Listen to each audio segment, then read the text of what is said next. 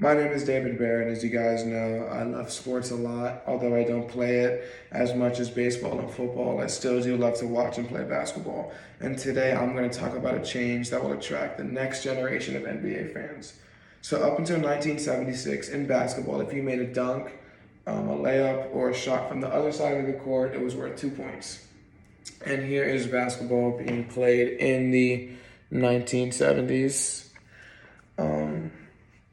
And during the 70s, there was another league being formed that tried to rival the NBA. This was called the ABA. And they wanted to kind of set themselves apart and establish themselves separate from the NBA by having like different rules. They even had a different colored basketball for some reason. But one of the rules that definitely stuck and stood out because of its fan popularity was the new three-point line that was being created. And finally, in 1976, when the NBA and the ABA finally merged, the NBA decided to adopt this rule of the three-point line because of how successful it had been with the fans and how some of the players actually liked it too. So the game of basketball has already evolved once with this rule change, and it's only natural we evolve it again. So, with the addition of the four-point line, as you can see here, the regular three-point line is 23.75 feet, and the four-point line would be 6.25 feet further back.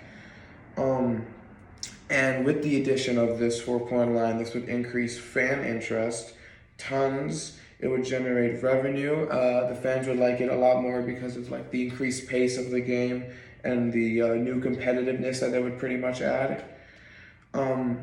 There would also be a greater pool of players that teams could choose from now. They could pick people who kind of specialized, in these deep shots, and build their teams differently around shooting instead of just height. Like, for example, this is Trae Young, one of the best three-point shooters in the league right now, and this is him shooting what could be potentially behind the new four-point line.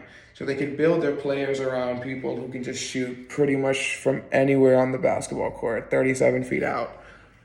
And then finally, another reason to do this rule, it would increase the floor spacing, which would decrease the amount of injuries caused near the hoop or the paint area. And an example of this is here. This would only be spread out more and deeper back with the four-point line, as not that many people are in the paint area, which is where the majority of injuries come from, is everyone's spread out because everyone wants 4 points instead of 2. And, now, the basketball traditionalists might, disagree with this rule, as they say, they shouldn't really change the game or anything like that. But they also said that about the three-point rule, and look how popular that's been. That's like the staple of basketball now. So, and this rule change would inspire a whole generation to try and make these kind of shots, just like it would for me, I believe. And if you really think that only NBA All-Stars are able to make this shot, then watch this video, because anyone can do it, because I'm doing it right here. Hope this plays.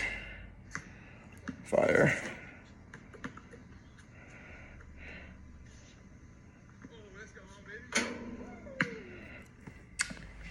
And that's just me messing around. So, you take a trained professional athlete, he does this 100 times a game, he'll make it pretty much routinely. So, that's it.